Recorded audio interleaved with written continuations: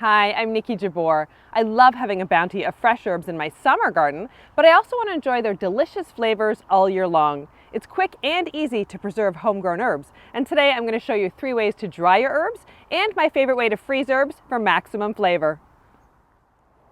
Before you can preserve herbs, you'll need to harvest them, and this is best done when they've reached their peak flavor, usually just before flowering in the case of herbs like basil and oregano.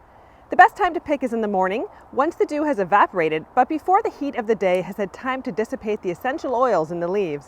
Cut what you need and give the plants a quick but gentle shake to dislodge any insects or debris. Once you've harvested your herbs, it's time to preserve them. And there are 2 ways you can do this. You can dry them or you can freeze them. Let's start with drying, and I've got 3 simple techniques to show you. The first and most common way to dry herbs is to hang them in bundles. This is super easy. Just gather the stems into small bundles, securing them with elastics. I use elastics as the stems will shrink as they dry, and this keeps the bunches together. I then use sisal twine to hang the herb bundles to dry in a bright, well-ventilated spot away from direct sun. Depending on the weather, drying may take between 1 to 3 weeks. The second way to dry herbs is to lay them on racks or drying screens.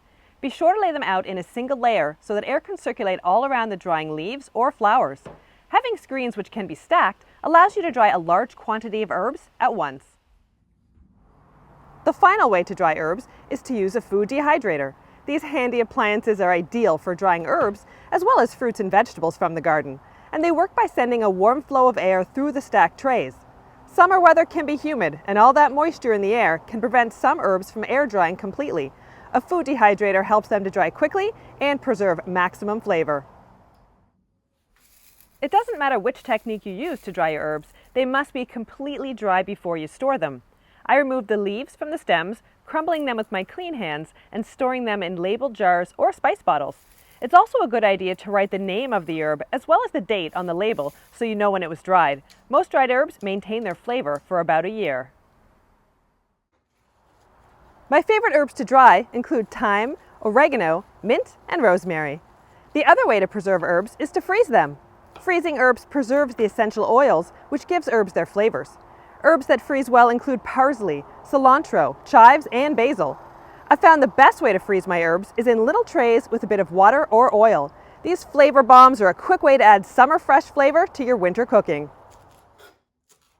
I first chop the herbs by hand or in my food processor, and then place them inside the ice cube trays, or in this case, the garlic freezing tray. This handy tray has a lid to prevent the odors of other foods in the freezer from affecting the flavor of the frozen herbs. Once the pockets of the trays are filled with the chopped herbs, add water or olive oil just to cover and place them in the freezer. After the cubes are fully frozen, they can be removed from the trays and stored in labeled freezer bags. Enjoy!